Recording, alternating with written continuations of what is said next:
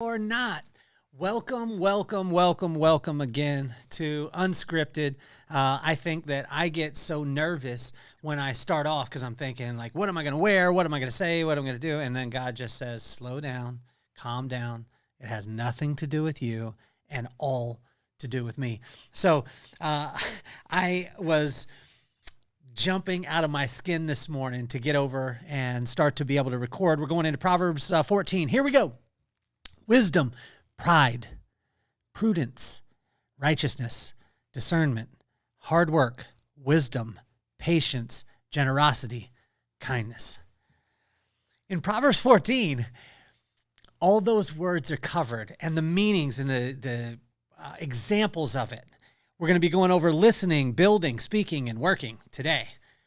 And for those of you who just jumped onto this series called Unscripted, we're going through the book of Proverbs, corresponding proverb, corresponding day. Why is that?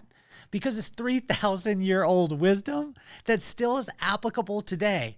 And it's incredible because when you take and you listen to it, sounds good. But then when you put it to work, it sounds even better and it looks even better because it always gets results. Wisdom, pride, prudence, righteousness, discernment, hard work, wisdom, patience, generosity, kindness. It says wisdom twice because where wisdom comes from is age old and it's timeless. It will never time out. 3,000-year-old wisdom coming at you today. Proverbs 14, Unscripted.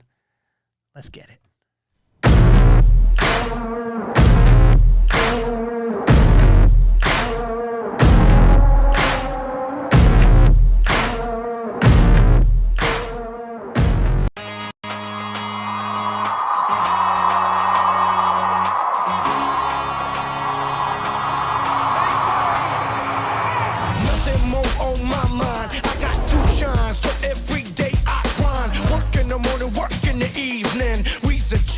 Cause we believing it's for certain. We put the work in.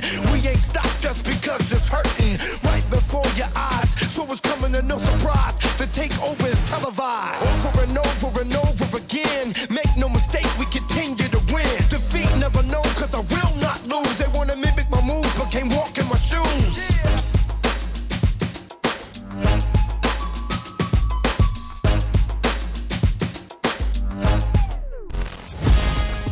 Wisdom, pride, prudence, righteousness, discernment, hard work, wisdom, patience, generosity, kindness. When we apply those things to our leadership, our culture, and our systems, in our business, our relationships, and our life, it's amazing what can happen. And the way that I designed Unscripted is I want it to be all meat, especially when we're going through Proverbs. It's not about a lot of fluff, anything like that. We've got, I believe, 9 or 10 points. Actually, we got 8 today, 8 points today.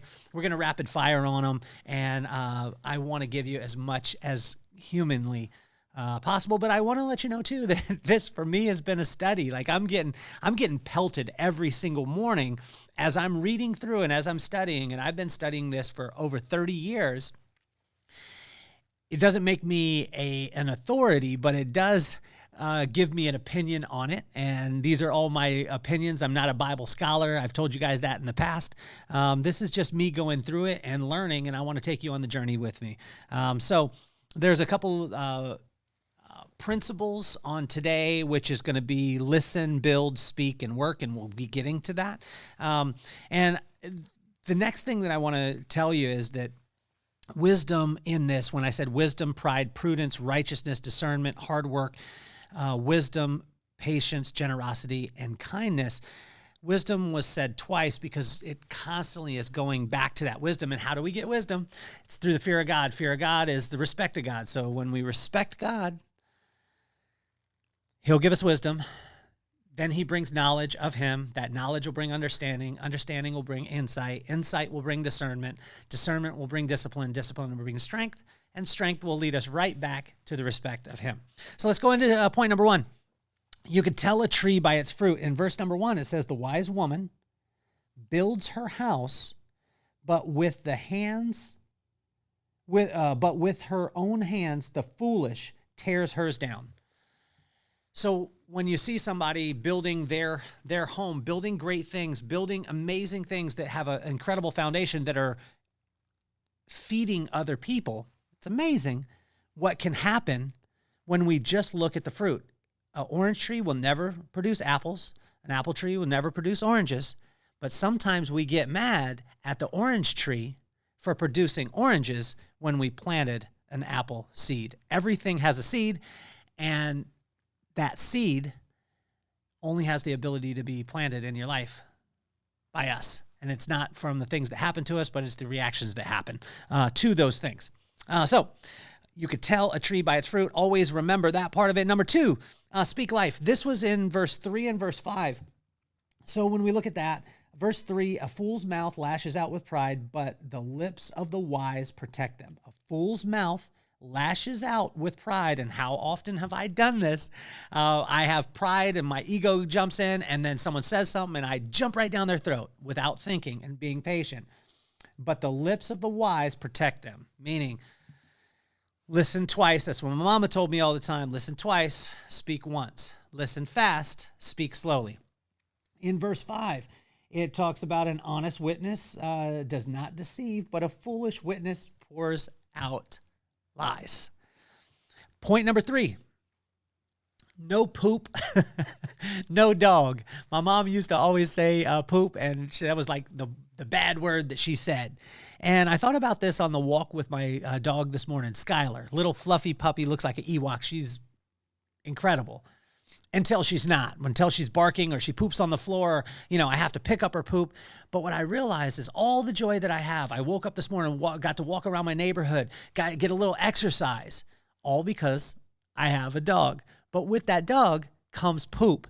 So if you don't want the poop in your life, you're generally not going to have the dog.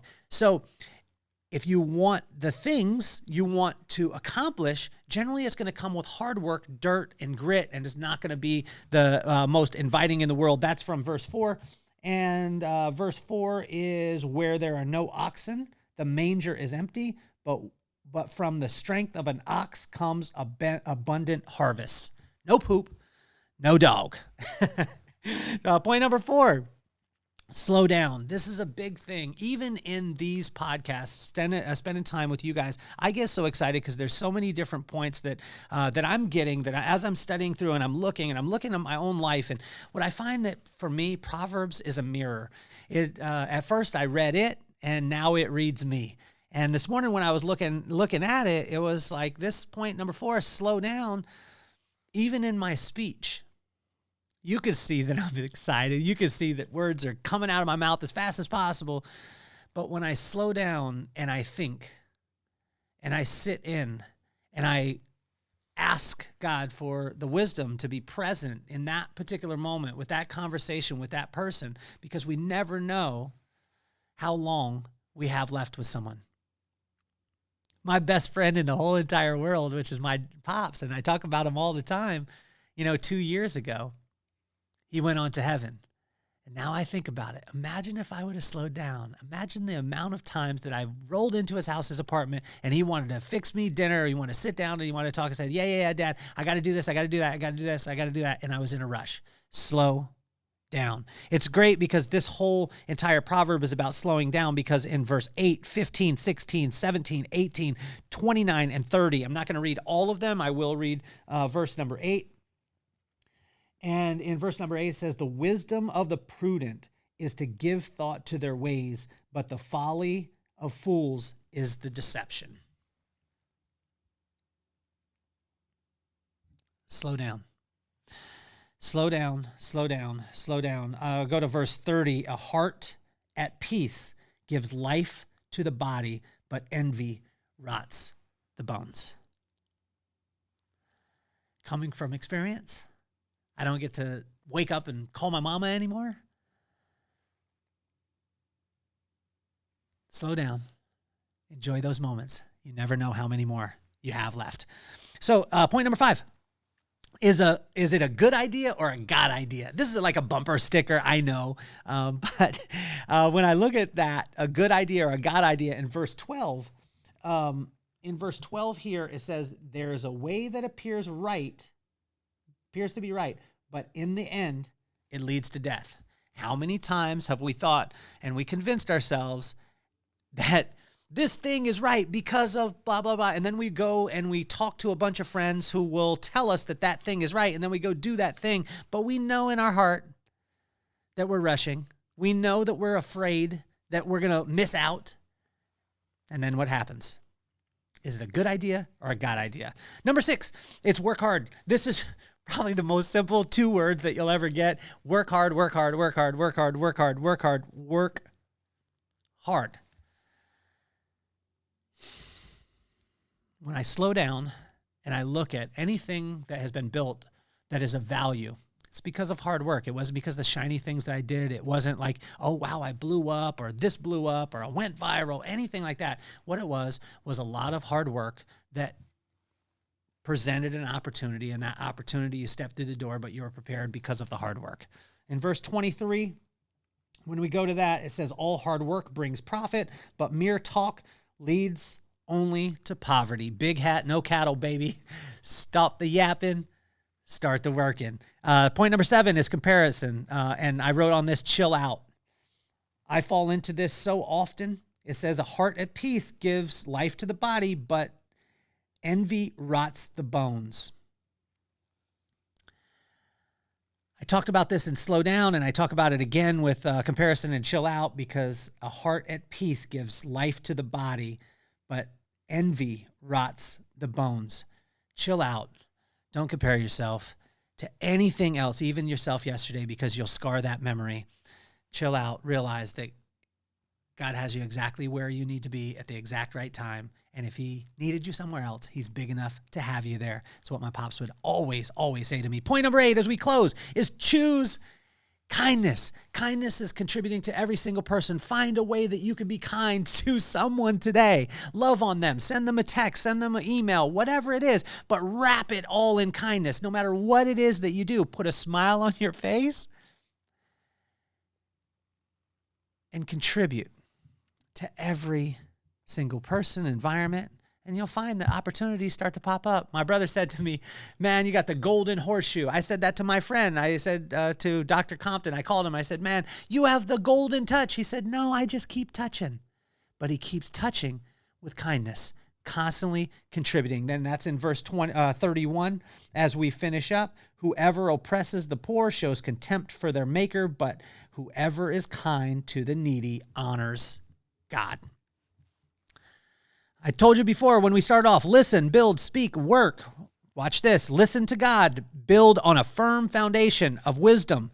Speak life to people. Speak life into them. Tell them specifically their name, the things that they're doing amazing, and encourage every single person. It is free, and it has the greatest ROI in the world. And finally, work your land, work hard, and work diligently. Work exactly your purpose. Work as hard as you can, but work diligently, meaning do the right work. Don't be busy. Don't be in a bunch of motion. Be in action. And when that happens, wrap it all in kindness, and you'll find that opportunity will chase you down and force you to accept it. I want to encourage every single one of you. I got encouraged every single day of my life. My parents told me 3 things. You're awesome. You're beautiful. You could do anything that you put your mind to.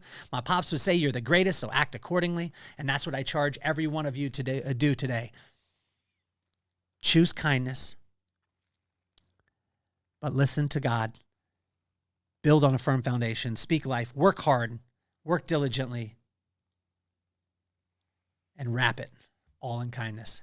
Proverbs 14, a plethora of wisdom, absolutely fire. Thank you so much for coming on and spending time with me on Unscripted. I appreciate it.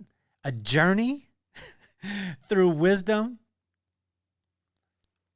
from a source that's 3,000 years old. Test it out. Have a wonderful day. Peace, love, and soul. I'm officially off the hot seat.